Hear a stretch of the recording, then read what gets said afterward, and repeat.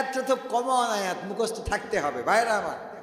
আল্লাহ রাব্বুল আলামিন সরল অর্থে বলে দিলেন, যারা বিশ্বাসী, তোমরা যারা ঈমান এনেছো তারা শোনো, আমি আল্লাহকে ভয় করো যেমন করে ভয় করা উচিত, আর ততক্ষণ পর্যন্ত মৃত্যুবরণ করো না। তোমাদের নিষেধ করছি, তোমাদের নিষেধ করছি। অনেকেই বলে না যে আজ যাই করিস করিস, শোন আমলিক না করিস যেন আমার সামনে আসবি না, এরকম আছে না? চাকরি খোঁজেন, কয় তুই আমলিক করি আমার সামনে আয়, তারপর দেখছি, এরা বলে না বলে না? আবার এখন বলতেছে আজ যাই করিস যেন আমলিক করিস না। ঠিক না বে ঠিক? বলছে না বলছে না? সময় চেঞ্জ হয় না হয় না? হয় মানে কি? ক্ষমতায় কেউ স্থায়ী হয় না, হোক না সে হাসিনা কি বারে না, সে আরটা চিরকাল থাকে না। ক্ষমতায় কেউ স্থায়ী হয় না, মুজিবুর বেশি দিন থাকেনি, জিয়াউর কেউ তো রাখেনি। মুজিবুর বেশি দিন থাকেনি, জিয়াউর কেউ তো রাখেনি।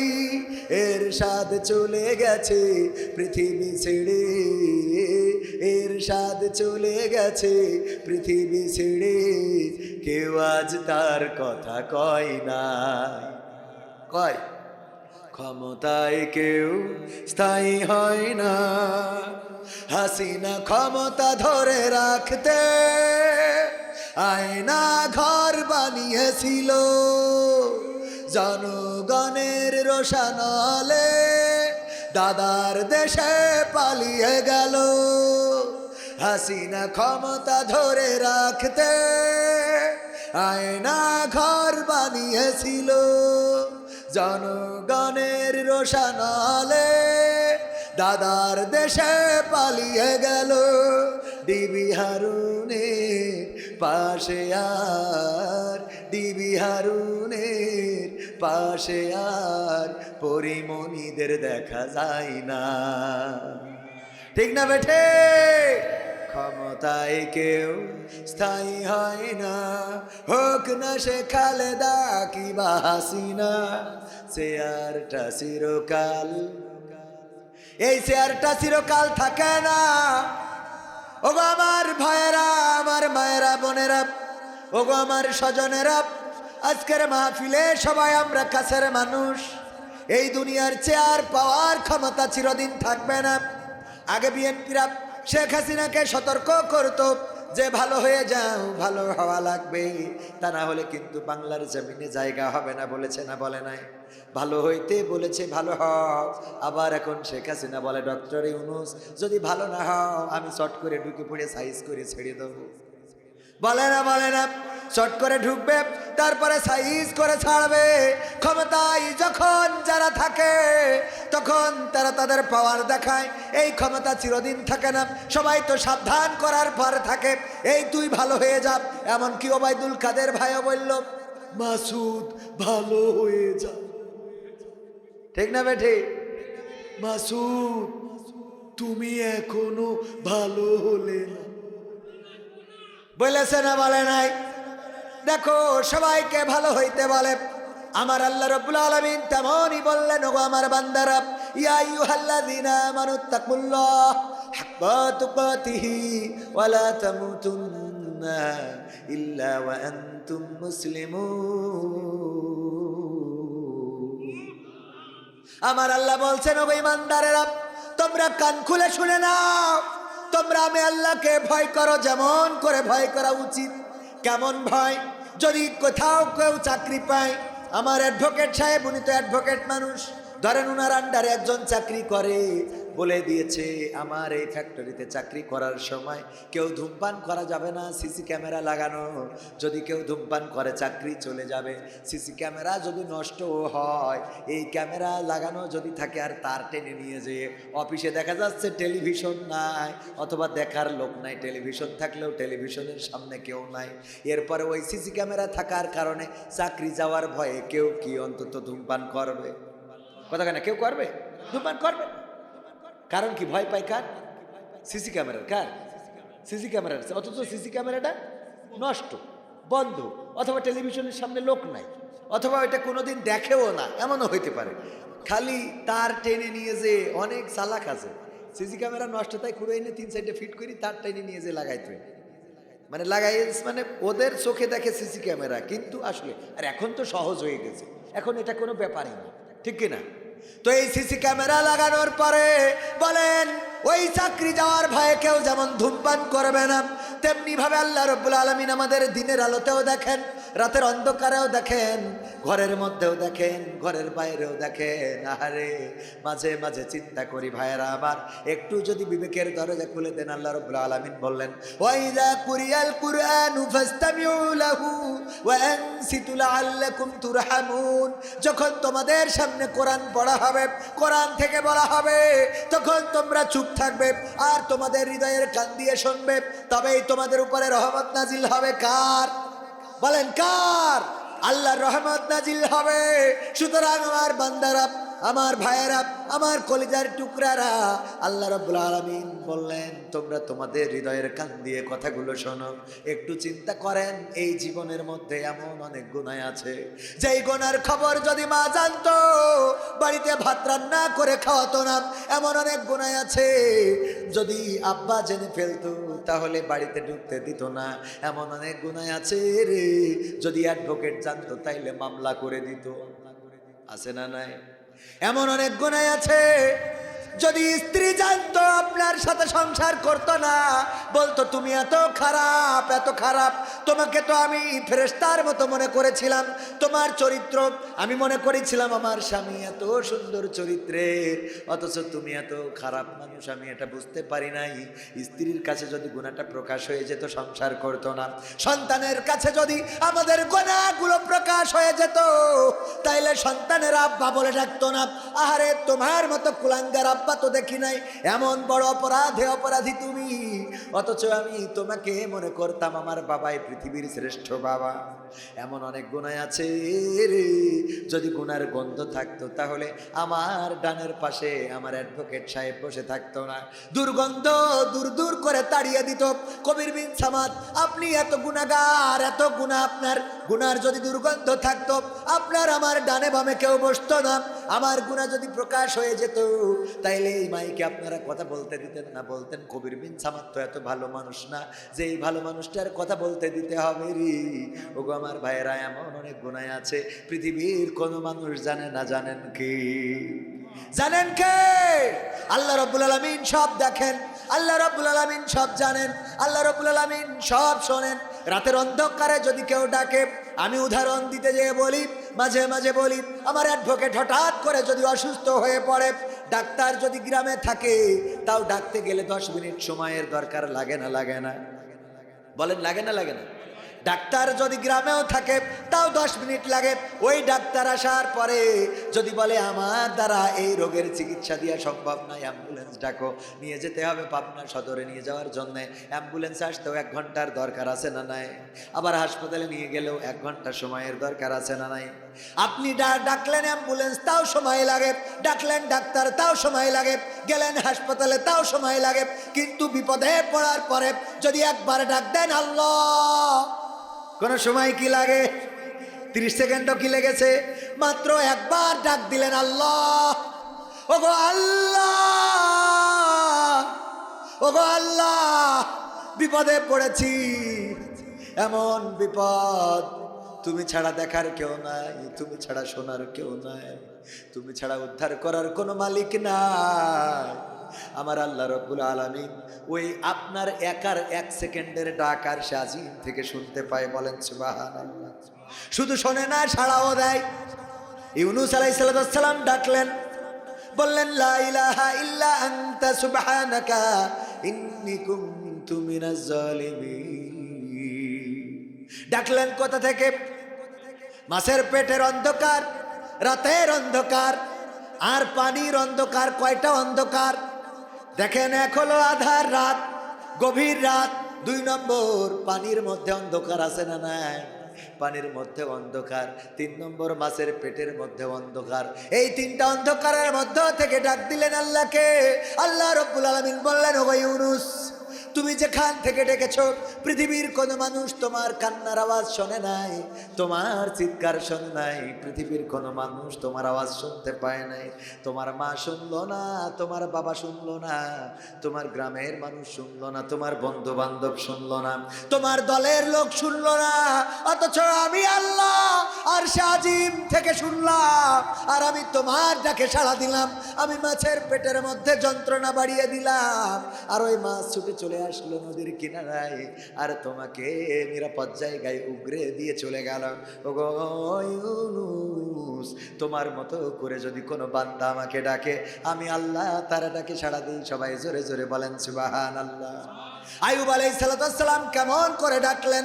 শয়তান বলল, ওগো আল্লাহ, তোমার আইয়ুব তারে যদি তুমি কষ্টে ফেলো তাইলে তোমার জিকির করবে না, তোমার ডাকবে না, তোমার নাম স্মরণ করবে না। আল্লাহ রাব্বুল আলামিন বললেন, আমার আইয়ুব আমার অনুগত বান্দা, আমার গোলাম, আমার গোলামি সে স্বীকার করে নিয়েছে, সুতরাং তুমি বললেও হবে না, হবে না। শয়তান বলল, আল্লাহ তুমি ট্রাই করে দেখো। আল্লাহ বলল, ঠিক আছে, আমি আইয়ুবকে পরীক্ষা নেব।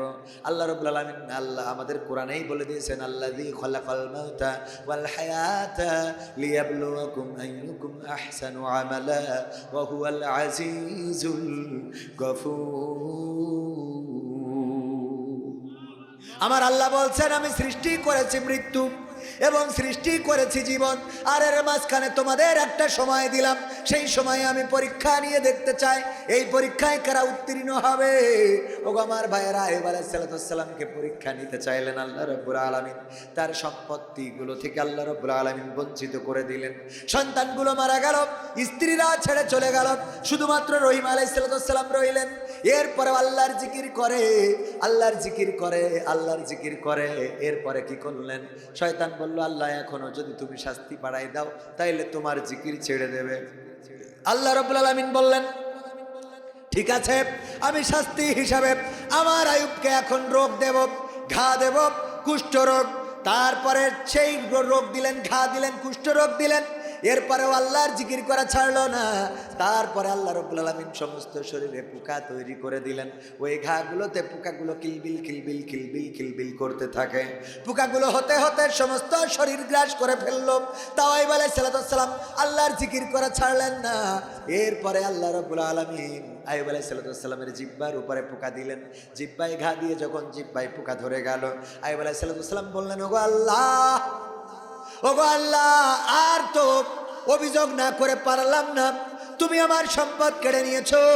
আল্লাহ, অভিযোগ করি নাই। তুমি আমার সন্তান কেড়ে নিয়েছো, অভিযোগ করি নাই। তুমি আমার স্ত্রী কেড়ে নিয়েছো, অভিযোগ করি নাই। ওগো আল্লাহ, তুমি আমার সমস্ত শরীরে ঘা দিয়েছো, অভিযোগ করি নাই। সেই ঘায়ের উপরে পোকা দিয়েছো, তাও অভিযোগ করি নাই।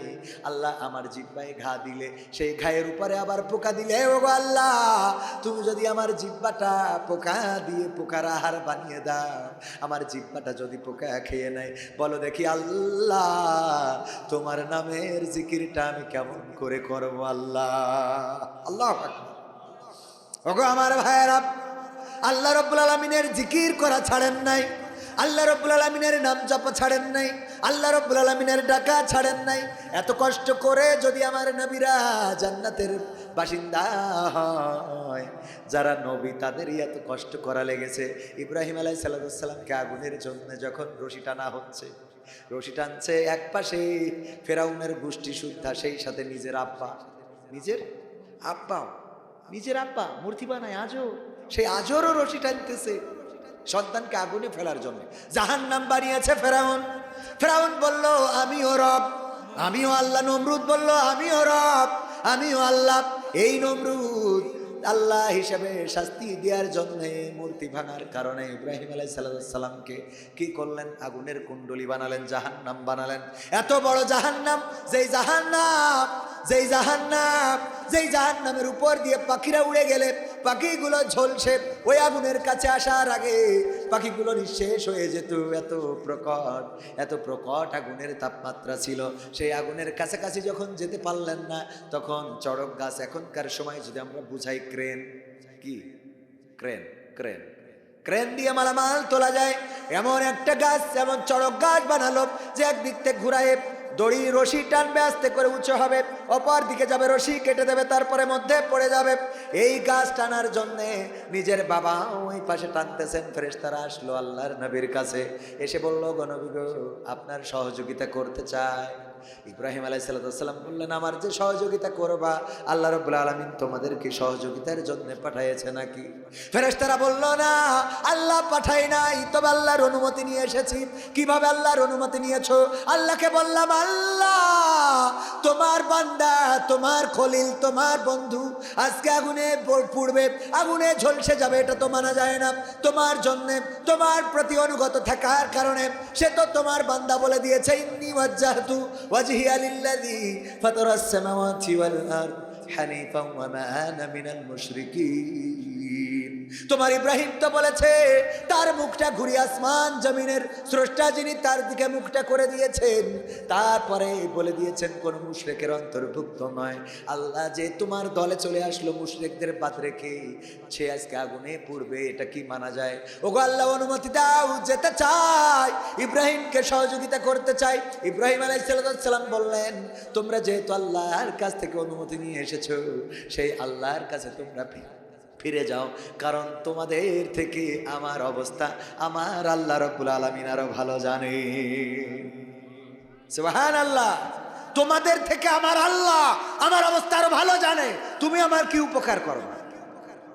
আল্লামা দেলাওয়ার হুসাইন সাইদি রাহিমাহুল্লাহ, কোরআনের পাখি, আল্লামা মামুনুল হক সাহেব, নাম জানেন তো সবাই। উনি আমাদের অঙ্গনের আলেম নন, উনি জামাত ইসলামের নেতা নন, উনি আল্লামা সাইদির ভক্ত নন। হয়তোবা আল্লামা সাইদিকে ভালোবেসে থাকতে পারেন, তবে উনি অন্য মতাদর্শের, আল্লামা সাইদি সহ মতিউর রহমান নিজামী আপনার পাবনার সন্তান, তিনারা আর এক মতাদর্শের। বলেন ঠিক না বে ঠিক? যদিও গুড়াই যে ঠিক আছে, এক কুরআন এক রাসূল, এটা ঠিক আছে না নাই? আস্তে করে আইসে মত পার্থক্য হয়েছে। ইমাম দাঁড়াই গেছে চারজন, কয়জন? ইমাম আবু হানিফা, ইমাম শাফিঈ, ইমাম মালিকি, ইমাম মুহাম্মদ বা হাম্বলি। ওগো আমার ভাইয়েরা, চারটা ইমাম ভাগ হয়ে গেল। এরপরে আবার শিকেনতেও ভাগ হয়ে গেছে। শায়েখ আহমদুল্লাহ, ডক্টর আব্দুল্লাহ জাহাঙ্গীর, তারপরে আব্দুল্লাহ সাইফুল্লাহ, আব্দুল্লাহ আল আমিন, মতিউর রহমান নিজামী, দেলোয়ার হুসাইন সাইদি। এক এক হুজুরের কাছে গেলে এক এক রকম ফতোয়া, আছে না নাই? আছে মানে কি? এক হুজুরির কাছে গেছে গাজীপুর না কোন জায়গায়, হুজুর গো, আমার তো আমার স্বামী তালাক দিয়ে ফেলেছে, এখন কি করি, আমার স্বামীর ঘরে উঠবো? কয়, তোমার আর এক জায়গায় বিয়ে হতে হবে, হিল্লা বিয়ে রে। তারপরে সে যদি তালাক দেয় তাইলে ঘরে উঠতে পারবা। কয়, তাইলে এখন কি করবো? প্রিন্সিপাল কয়, আমার সাথে বিয়ে বসো। ওর সাথে বিয়ে বসেছে। তারপরে মসজিদের সিঁড়ির যে পাটাতন আছে, ওইনে যে একসাথে দুইজনে কয়েছে, বিয়ে তো করলেই হবে না, বরং একবার হ্যাঁ। তারপরে এরপরে যে 1 ঘন্টার মাথায় তালাক দিয়েছে। দেওয়ার পরে কয়, এইবার যাও তোমার স্বামীর কাছে। দেখেছেন, চোখে পড়েছে আপনাদের? পড়েছে না? কত বড় শয়তান! মসজিদের পাটাতনে, মসজিদে, আহা, কি সর্বনাশ! এই সমাজ কোথায় গিয়েছে চিন্তা করা যায়? মাদ্রাসার প্রিন্সিপাল, সব জায়গায় ঘা। ওষুধ লাগাবো কোথায়? যারা ভালো ভালো কথা বলে ওদের মধ্যে ভালোর আদর্শ নাই। এক বক্তা দেখে আলোচনা করতেছে শ্রমিকের অধিকার নিয়ে, কত সুন্দর করে বয়ান করলেন। শ্রমিকের অধিকার কি, শ্রমিকের মর্যাদা কি, রাসূল কেমন করে মর্যাদা দিয়েছেন শ্রমিকের। একবার রাসূল সাল্লাল্লাহু আলাইহি সাল্লাম তার আলোচনা শুনলাম। বলতেছে রাসূল সাল্লাল্লাহু আলাইহি সাল্লাম একবার একজনের সাথে মুসাফা করলেন। তারপরে বললেন, তোমার কি খবর? তোমার হাতের চামড়াগুলো এত শক্ত কেন? বললো, এই হাত দিয়ে আমি পরিশ্রম করি ওগো নবী, এই জন্য হাতের চামড়াগুলো এত শক্ত, চামড়াগুলো এত পুরো হয়ে গেছে। আল্লাহর নবী বললেন, আল কাসিমু হাবিবুল্লাহ, আল্লাহ রাব্বুল আলামিনের বন্ধু যারা পরিশ্রম করে, যারা শ্রমজীবী, আল্লাহর বন্ধু হয়ে যায় তারা। এই কথা বলার পরে আবার দেখলাম সেই বক্তার কাছে একজন শ্রমিক সিঙ্গাপুরের, উনি হ্যান্ডশেক করার জন্য হাত বাড়াচ্ছে, উনি হাতটা বাড়ালোই না, হাতটা দিলই না। আমি সাক্ষী, দায়িত্ব নিয়ে বলছি, গীবত করার জন্য বলছি না, নাম তো বলি নাই। এটা কেন বলছি? যে আমরা যা বলছি আমাদের সাথেই তো মিল নাই। এই প্রিন্সিপাল ফতোয়া দিয়ে দিয়েছে বিয়ে করতে হবে, কি বিয়ে? হিল্লা বিয়ে। হিল্লা বিয়ে বলে কোনো ইসলামে বিয়েই নাই। যারা ফতোয়া জানে তারা ভালো করেই জানে। ইল্লা বিয়ে বলে কোনো বিয়ে আছে? তালাকের জন্য যদি কোনো বিয়ে হয় সেটা বিয়েই হবে না। তালাকের উদ্দেশ্য নিয়ে কোনো বিয়ে, সেই বিয়ের কোনো বৈধতাই নাই। কথা কি মনে থাকবে? তালাক দেওয়ার সময় বুঝে শুনে দিতে হবে। এইটা কঠিন ফতোয়া। এই মাসালাটা শাইখ আহমদুল্লাহ বলতেছেন যে উনার এক উস্তাদ ছিলেন, ওই উস্তাদের কাছে যদি কেউ তালাকের ফতোয়া নিতে যেত, আগে বেদ দিয়ে কুপান দিয়ে নিত। আগে কুপিয়ে ওই আমার তাউর মতো আগে কুপাই না,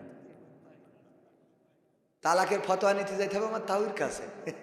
গেলি রামদা তুলি বলবে কি লাগবে তোর, যাতে ও পরে বোঝে যে ফতোয়াটা নিয়ে আর এটা কি। বেদ দিয়ে আগে ইচ্ছা মতো পিটাইতো, যাতে সহজে তালাক না দেয়। মন চাইলো তালাক। তালাকের ফতোয়া হলো এরকম, যদি আপনি আপনার স্ত্রীকে বলেন, ওগো আমার স্ত্রী, ফজরের নামাজটা যদি তুমি না পড়ো তাইলে আমি তোমাকে, ফজরের নামাজ না পড়লে আমি তোমাকে তালাক দিলাম। যদি ফজরের নামাজ না পড়ো তাহলে আমি তোমাকে তালাক দিলাম, বা তোমার তালাক হয়ে যাবে। ফজরের নামাজ যদি না পড়ো তাহলে তোমার তালাক হয়ে যাবে। যদি স্ত্রী ফজরের নামাজ কাজা করে, আপনার স্ত্রী তালাক হয়ে যাবে। কথা বোঝা গেছে? এটা এত সহজ কিছু না। আবার বিয়েটাও অনেক সহজ, আমরা জটিল করে ফেলেছি। বিয়ে যদি দুই পাশে দুইজন সাক্ষী থাকে, মেয়ের সাক্ষী, বিশেষ করে মেয়ের সাক্ষী থাকলে, আর কোনো ছেলে যদি বলে, আবার সাক্ষী মানে ওই বন্ধু বান্ধব সাক্ষী সাজালি হবে না কিন্তু। আর যুবকরা মনে করেন তালি তো সহজ হয়ে গেল, পার্কে যেই বলবো আমি তোমার বিয়ে করলাম না। মেয়ের অভিভাবক, মা বাবা, দায়িত্বশীল, যারা মেয়ের বিপদে মুসিবতে দায়িত্ব নিতে সক্ষম, এরকম মেয়ের পাশে যদি বসে থাকি, আর কোনো ছেলে যদি বলে আমি অমুকের পুত্র, তোমাকে এত টাকা দেন মহরে বিয়ে করছি, আর মেয়ে যদি চুপও থাকে তাও কাবিন হয়ে যাবে সাক্ষী থাকে। সহজ হয়ে গেল না? ফতোয়া, এই ফতোয়াটা এনায়েতুল্লাহ আব্বাসী হুজুরের কাছ থেকে আমরা জেনেছি। আমি তো নিজে মুফতি না, সুতরাং কিছু গবেষণা তো করতেই হয়, 10 জায়গা থেকে জানতে হয়, ঠিক কিনা? আমি সব তো আর বলতে পারবো না, তো আমার ফতোয়া দেওয়ার কোনো এখতিয়ারও নাই, দিচ্ছিও না। কিন্তু আমি যেটা বলতে চাই সেটা হলো একেবারে বেসিক যেটা, সেটা তো অন্তত আমরা বুঝি, ঠিক কিনা? নামাজ যে পড়তে হবে এটা তো আর আপনিও তো বলতে পারবেন, ঠিক কিনা? নামাজ যে ফরজ এটা সবাই জানি কিনা? এই জন্য গুরুত্বপূর্ণ যে বিষয়টা, বেশি চিকিৎসা করবো না, অন্তত গ্যাস হয়েছে রেনিটির তো খাইতে দিতে পারি। কথা কয় না? ব্যথা হয়েছে ডাইক্লোফেন একটা বড়ি তো দিতে পারি, কিন্তু পেটের মধ্যে বেকায়দা অবস্থা, বুঝছি না তেমন কিছু, তাইলে যাও পাবনায় যেয়ে এক্সরে আল্ট্রাসাউন্ড করি, দেখো ওর মধ্যে গুড় ঘেড়েল ঢুকলো না কুমির ঢুকলো। ঠিক অনেক চলে গেছি। আল্লাহ রাব্বুল আলামিনকে ডাকতো যারা, আল্লাহ রাব্বুল আলামিনকে পাইতো। আল্লাহর নবী আব্দুল মুত্তালিব কাবা ঘরের রক্ষণাবেক্ষণকারী, হঠাৎ করে আব্রাহা এসেছে কাবা ভাঙার জন্যে। আব্দুল মুত্তালিব ভীত স্বতন্ত্রস্ত হয়ে গেলেন। নবী জন্মের 50 দিন পূর্বের ঘটনা, তখনও বিশ্ব নবী পৃথিবীতে আসে নাই। আব্দুল মুত্তালিব শুনলেন যে আব্রাহার বাহিনী তার উটগুলো ধরে নিয়ে গেছে, তাড়াতাড়ি করে ছুটে চলে গেলেন। আব্দুল মুত্তালিব ছুটে চলে গেলেন আব্রাহার তাঁবুতে, যেয়ে বললেন, ওগো আব্রাহা, তোমার সৈন্যবাহিনী আমার উটগুলো ধরে এনেছে, আমার উটগুলো ফেরত দাও। আব্রাহা বলল, ঠিক আছে, তোমার উটগুলো ফেরত দেব। আমি শুনেছি তুমি বাইতুল হারামের, তুমি আল্লাহর কাবার রক্ষণাবেক্ষণকারী, অথচ তুমি আমার কাছে এসে তোমার উটগুলো ফেরত চাইলে, আর আমি ওই কাবা ঘর ভাঙতে এসেছি, এ নিয়ে তুমি কোনো অভিযোগ করলে না, কোনো কথা বললে না, কারণটা কি? আব্দুল মুত্তালিব বললেন, ওগো আব্রাহা, শুনে নাও, আমি উটের মালিক, আমার উট ছাড়িয়ে নিতে এসেছি, আর কাবার মালিক হলেন আল্লাহ। যদি আল্লাহর প্রয়োজন হয় তাইলে তোমার থেকে কাবাটা ছাড়িয়ে নিবে। কনফিডেন্স, এটার নাম কি? কনফিডেন্স, আত্মবিশ্বাস। আব্দুল মুত্তালিব উটগুলো ফেরত দিয়ে চলে গেলেন, কাবার দরজার কাছে গেলেন, কাবার দরজায় 2টি হাত লাগালেন, তারপরে বললেন, ওগো রব, তুমি আমাকে যতদিন দায়িত্ব দিয়েছিলে আমি দায়িত্ব পালন করেছি।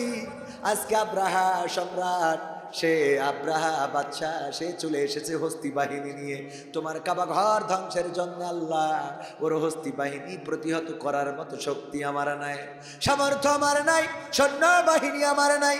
আল্লাহ, আমি তোমার কাবা তোমার দায়িত্বে রেখে গেলাম, তুমি যদি চাও তোমার কাবাটাকে রক্ষা করো, আর তুমি যদি না চাও সেটা একমাত্র তোমার সিদ্ধান্ত। আল্লাহ রাব্বুল আলামিন কাবাটা আল্লাহ রাসূল সাল্লাল্লাহু আলাইহি সাল্লামের জন্মের 50 দিন পূর্বে নবীর দাদার দোয়ার বরকতে আবাবিল পাঠিয়ে দিয়ে রক্ষা করেছেন না করে নাই? সুরাফিল তার উৎকৃষ্ট প্রমাণ। গোটা ঘটনাটাই তুলে দিয়েছেন। আল্লাহ রাব্বুল আলামিন বললেন, ওগো নবী, আপনি কি দেখেন নাই আমি হস্তি বাহিনীর সাথে কেমন আচরণ করেছি? আমি কি তাদের চক্রান্ত ধ্বংস করে দেই নাই? আমি তাদের উপরে প্রেরণ করেছিলাম ঝাঁকে ঝাঁকে পাখি, আর তারা নিক্ষেপ করেছিল কঙ্কর, আর ফলে তারা পশুর চর্বিত ভুসির ন্যায় হয়ে গিয়েছিল। সূরা ফিল পড়েছেন না পড়েন নাই? অনেকেই ফিল বোঝে না, বোঝে আলাম তারা। কি বোঝে? আলাম তারা কাইফা ফাআলা রাব্বুকা বিআসহাবিল ফিল। আমার ভাইয়েরা, অনেক সময় প্রশ্ন করি, বলেন আপনি সূরা ফাতিহাটা পারেন নাকি? কয় না। তাহলে কোনটা পারেন? কয় আমি আলহামদু সূরা পারি। সূরা ফাতিহা পারে না, কি পারে? আলহামদু সূরা। আমি বলি সূরা ইখলাস পারেন নাকি? কয় না। তাহলে কোনটা পারেন? কয় কুলুহুস সূরা পারি। কুলুহুস সূরা পারি রে। বললাম পড়েন কালেমায়ে তাইয়্যিবাটা, বলছে লা ইলাহা ইল্লা আনতা সুবহানাকা ইন্নী কুনতু মিনাজ জালিমিন। আছে না নাই? হুজুর ফরজ কয়টা? যাক, আমার অ্যাডভোকেট অনেক জ্ঞান রাখেন, দেখেন সামনে বসে থাকা অনেকেই মুখ খোলে নাই, যদি ভুল হয়। হুজুর ফরজ কয়টা? জোরে বলেন কয়টা? এই 4টা অনেকেই জানেন না। যারা জানেন না, বুকের কাছে, নিজের বিবেকের কাছে প্রশ্ন করে দেখেন, হুজুর ফরজ কয়টা এটাও জানেন না। যদি কাউকে এখানে এখন হঠাৎ করে বলি একজন দাঁড়িয়ে যান বলেন, আমি যদি কাউকে নির্দিষ্ট করে দিই যে অমুক দাঁড়ান, দাঁড়িয়ে বলেন কি কি বিপদের এ পড়বে রে, পড়বেন না? পড়বেন না? বলেন বুকে হাত দিয়ে। ওরে বাবা, বিপদের তো শেষ নাই, কারণ আল্লাহর ওলি আছে অনেক। ওয়াজ শুনেছে, স্ত্রী যদি নামাজ না পড়ে তাইলে তার কারণে স্বামী জাহান্নামে যাবে। ওয়াজ শুনে রাত 1টার সময় বাড়িতে স্ত্রীকে ডেকে বলছে, ওঠ। তো কেন? আচ্ছা, ওর তোর নামাজ পড়তে হবে। কেন? তো আচ্ছা, হুজুর আসলে যশোরতে বলিছে স্ত্রী যদি নামাজ না পড়ে তাহলে স্বামী জাহান্নামে যাবে। তো তাও অসুবিধা কি? অসুবিধা কি মানে? এই তুই আমার বউ, তোর জন্য আমি জাহান্নামে যাবো, পাইছিস কি? ওঠ। আচ্ছা, এই শীতের রাত ডিস্টার্ব করি না, কালকে কি আর কালকে বেশি থাকবো তার কোনো গ্যারান্টি আছে? ওঠ না। আচ্ছা, কোন পাগল রে আজ ওয়াজ করতে আইলো? আজ এই শীতের রাত তুমি ঝামেলা করি না, দিন শো কালকে। বলছে না, তুই ওঠ, তোর জন্য আমি জাহান্নামে জ্বলবো কেন? তো বলছে কি হয়েছে কি? তুই নামাজ না পড়লি স্বামী জাহান্নামে যাবে, স্ত্রী। তা বলছে নামাজ তো তুমিও পড়ো না। তা বলছে আমি পড়িনি, তা তো ঠিক আছে, আমার জন্য আমি জাহান্নামে যাবো, তোর জন্য যাবো কেন? আমার জন্য আমি যাব, তোর জন্য যাবো না। ওঠ। মরিয়াস না, জোর করে উঠাই উজু টুজু করে এসে স্মৃতি কাটতেছে। বলছে বলো এখন এই রাত 1টার সময় কোন তো কয় রাকাত কি পড়বো? বলছে যা হয় পড়। যা হয় পড় মানে কি? রাত 1টার সময় উঠাইলে এখন এক কাজ করো, তুমি সামনে যাও, আমি ইক্তেদাহিতু ভেজাল ইমাম। ইক্তেদাহিতু ভেজাল ইমাম, কারণ এই ইমাম সহি শুদ্ধ না। তুমি সামনে যাও, আমি পিছনে দাঁড়াই। বলছো ওরম করছিস কেন? কাল ক্ষেত্রে পয়সা নে। ঠিক আছে, আছে না নাই?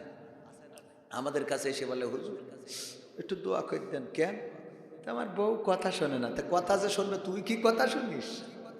কথা কয় না। কি করে? সারাদিন সিরিয়াল দেখে হুজুর। আর আপনি কি করেন? আমি চার দোকানে পরিমণির দেখি। ও চার দোকানে কি দেখে? দেখে না? দেখে না? চার দোকানে পরিমণি, স্টার জলসা, জি সিনেমা, শাকিব খান, শাহরুখ খান, এইগুলো দেখে বেড়াই চায়ের দোকানে। আর মনে করে স্ত্রী যায় নামাজে, তাহাজ্জুদের নামাজ পড়তেছে। না, তা হবে না, হবে না, হবে না।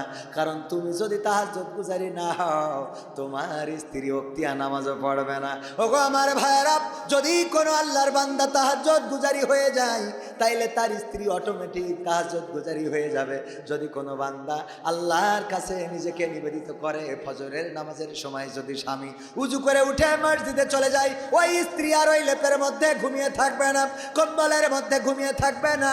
কিন্তু স্বামী যদি অন্যায় করে বেড়ায়, ওরে বাবা, ওর তো নাম্বারের শেষ নেই, পাসওয়ার্ডটাও এত ঘিজি বিজি।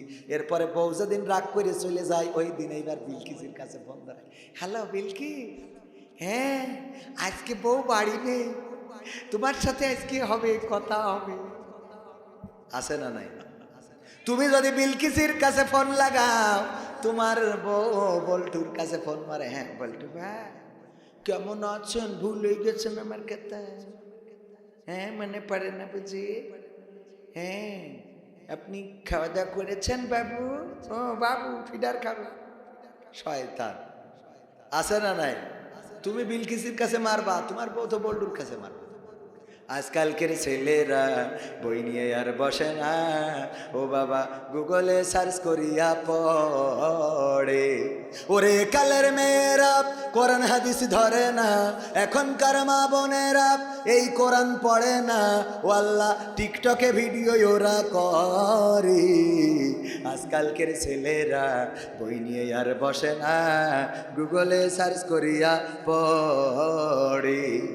আগের সময় প্রেম করিলে অ্যাডভোকেট রফিকুল সাহেব বলতো পাইছো কি, এখন বলে শখ করিয়া বাবু তুমি খাইছো কি। আগের সময় প্রেম করিলে মুরব্বীরা বলতো পাইছো কি, এখন বলে শখ করিয়া বাবু তুমি খাইছো কি। লজ্জা শরম নাই আইলাম কোন জামানাই, লজ্জা শরম নাই আইলাম কোন জামানাই, ভবিষ্যৎ দেখি অন্ধকারে। আজকালকের ছেলেরা বই নিয়ে আর বসে না, ও বাবা মোবাইলে সার্চ করিয়া পড়ে। নতুন করে হয়েছে চালু এখন আবার কন্টেন্ট, পরিচয় করাই দেখি এই আমার গার্লফ্রেন্ড। যুবকরা আছে না নাই? ওই যে হাতে চোখের বলছে হুজুর আছে, শয়তান বলছে হুজুর আছে, ঠিক না বেঠে? লাইলাতুল ফেব্রুয়ারি মনে আছে না নাই? লাইলাতুল ফেব্রুয়ারিতে নিয়ে ঘুরে বেড়ায় বাইকের পিছনে নিয়ে। ওরে বাবা এত জোরে গাড়ি চালায়, আমার বন্ধু বলল এত জোরে চালায় কেন? বললাম পিছনে তো পাওয়ার ব্যাংক আছে, ঠিক না ঠিক? পাওয়ার ব্যাংক থাকলে চার্জ বেশি পায় না কম পায়? বেশি পায়, এত বেশি পায় যে ওভার লোড করে যে কারেন্টের খুঁটিতে মেরে দিয়ে হয় পাতালে না হয় হাসপাতালে, ঠিক না বেটে? হয় পাতালে না হয় হাসপাতালে চলে যায়। ওগো আমার যুবকেরা এমন ভুল করা যাবে না, যাবে না। বিয়ের বয়স হইলে আব্বারে বলতে হবে আব্বা বিয়ের ব্যবস্থা করো, নাইলে কিন্তু তুমি জাহান্নামে যাবা, কারণ আমি অন্যায় করবার গুনাহ তোমার নামে লিখাই দিয়ে চলে আসবো। অনেকে আছে না বাকি দোকানে যে কয় আব্বার নামে লিখে, তো আছে না নাই? বলবেন আব্বা যদি টাইম মতো বিয়ে না দাও তাইলে আমি গুনাহ করবার লেখবো তোমার নামে, ফেরেশতা আব্বার নামে লিখে তো, কারণ আমার টাইম মতো বিয়ে দেয় নাই, তার জন্য আমি ভুল করলাম রে। বোঝা গেছে কথা? নতুন করে হয়েছে চালু এখন আবার কন্টেন্ট, পরিচয় করাই দেখি এই আমার গার্লফ্রেন্ড। শরমের মাথা খাইয়া গেছে ওরা পাগল হইয়া, শরমের মাথা খাইয়া গেছে সব পাগল হইয়া, ভবিষ্যৎ দেখি অন্ধকারে। আজকালকের ছেলেরা বই নিয়ে আর বসে না, গুগলে সার্চ করিয়া পড়ে। ওরে পাবনার মা বোনেরা কোরআন হাদিস ধরে না, সবাই না অনেকে। পাবনার মা বোনেরা আল কোরআন পড়ে না, ও আল্লাহ টিকটকে ভিডিও ওরা করে। আজকালকের ছেলেরা বই নিয়ে আর বসে না, গুগলে সার্চ করিয়া পড়ে। ঠিক না বে ঠিক? কথা ঠিক বললাম না বে ঠিক বললাম? যারা ঠিক বলেন নাই বিশ্বাস হয়তো হয় নাই। আমার অ্যাডভোকেট রফিকুল ইসলাম সাহেব আছেন সাক্ষী। আগের সময় উনি যখন বিয়ে করেছেন, উনার বাবা, উনার দাদা, উনার নানা, উনার খালু, উনার চাচা যারা মেয়েটা দেখতে গিয়েছিলেন, যাওয়ার পরে মেয়ে যখন সামনে এসেছে তখন বলেছে মাগো এই যে কোরআন পড়তে পারো কিনা? বলেছে বাবা পারি, যদি পারো তাইলে এই পৃষ্ঠাটা বের করে দিলাম, একটু পড়ে শোনাও। শোনাইছে না শোনাই নাই?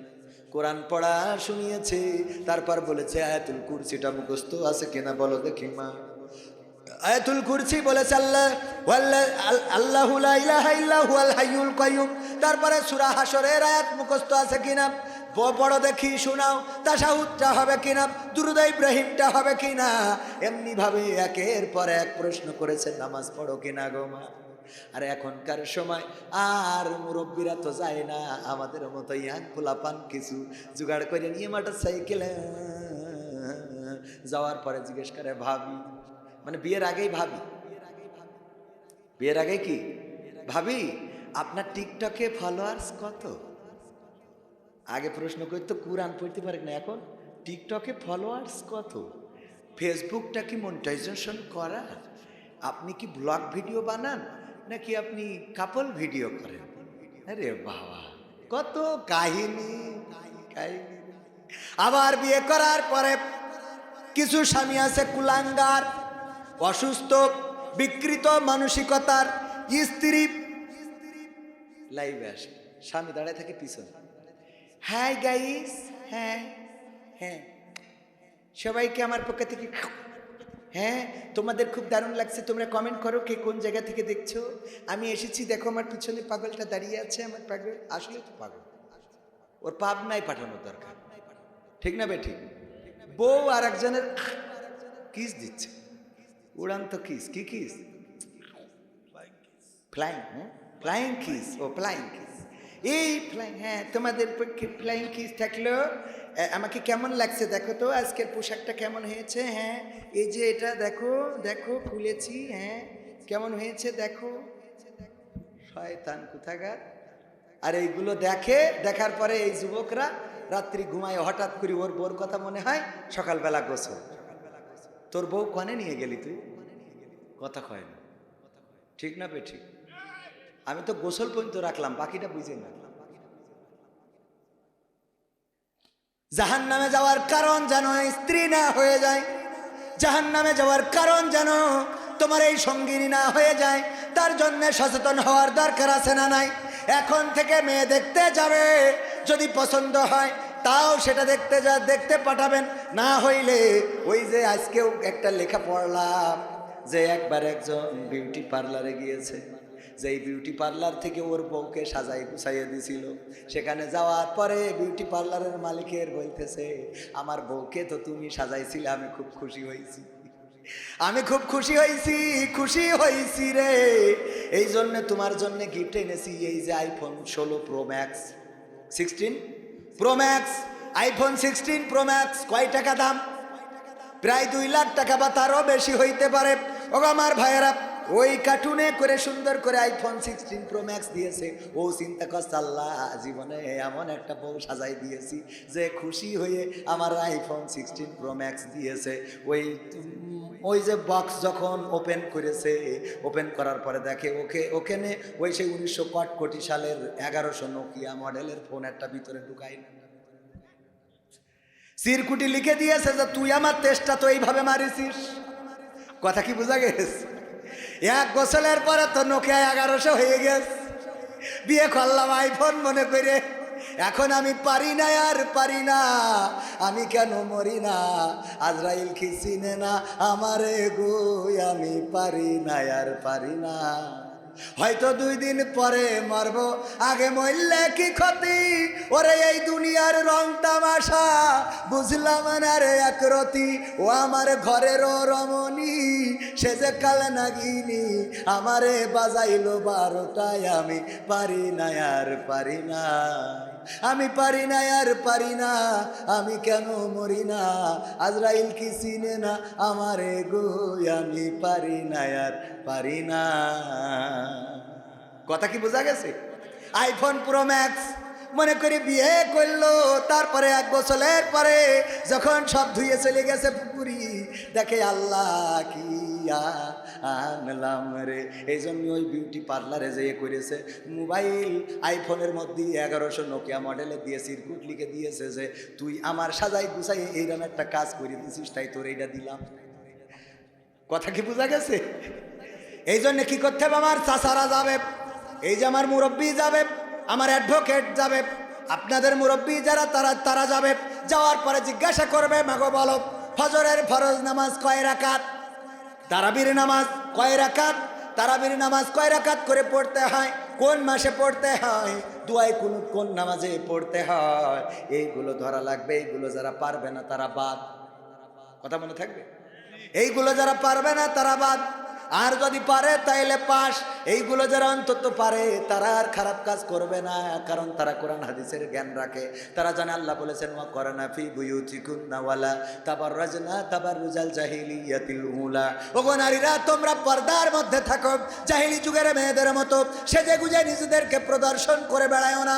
অথচ এখনকার মা বোনেরা এত সাজুগুজু করে, আল্লাহ কাল কাতরা বেগমও হয়ে যায় পরিমণি, আর আমার যুবকেরা ওই দেখে পাগল হয়ে যায়। তবে এখনকার ডিজিটাল পোলাপান একটু এক্সপার্ট হয়েছে, ওরা চেহারা দেখার আগে পার দিকে তাকায় দেখে যে পার ওখানে ওয়ারিদ, ওখানে রবি নাকি গ্রামীণ নেটওয়ার্ক আছে কি নাই, পার দিকে তাকায় দেখে। চেহারাই তো দেখে আন্দাজ করা যায় না, পাই তাকায় দেখে যে পাই নেটওয়ার্ক আছে কি না। পাই যদি টাওয়ার ভালো না পায় তাইলে বোঝা যায় উপরে নেটওয়ার্কের সমস্যা আছে। কথা কি বোঝা গেছে? আর যারা বোঝো না আজকে বুঝে গেলে, মিকাপ দেখি পাগল হয়ে না। মনে থাকবে ইনশাআল্লাহ, মনে থাকবে ভাইরা আমার। কথা তো মানে বললে আরো মানে খালি শুধু মনে হয় বলি বলি বলি, আর আপনারাও নীরবে নিভৃতে বসে আছেন। মা বোনেরা পর্দার অন্তরালে আছে, মা বোনদেরও একটু আসলে দুই একটা কথা বলা লাগে না, লাগে না? আল্লাহ রাসূল মেরাজ থেকে আসলেন, এসে বললেন ওগো নারীরা, তোমরা বেশি বেশি সাদাকা করো, বেশি বেশি দান করো। কারণ কি নবী, আমি দেখলাম অধিকাংশ নারীরা জাহান্নামী। আল্লাহর নবীকে প্রশ্ন করা হলো কোন অপরাধের কারণে নারীরা বেশি জাহান্নামী? আল্লাহর নবী বললেন অপরাধ অনেক, তার মধ্যে বড় অপরাধ দুইটা। কয়টা? কয়টা? দুইটা। বড় অপরাধ দুইটা। এই দুইটা অপরাধ কি? আল্লাহর নবী বললেন এক নম্বর অপরাধ হলো নারীরা তাদের স্বামীর প্রতি কৃতজ্ঞ থাকে।